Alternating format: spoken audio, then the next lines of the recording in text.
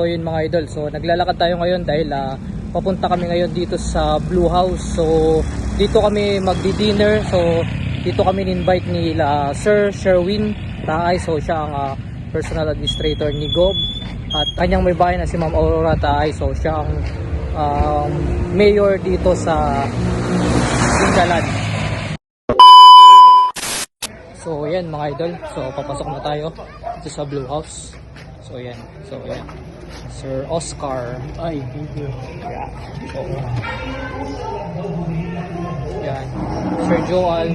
Yan, si Ma'am Christina nandito. Yan, si Sir Totsoy. Yan, Batang Layas.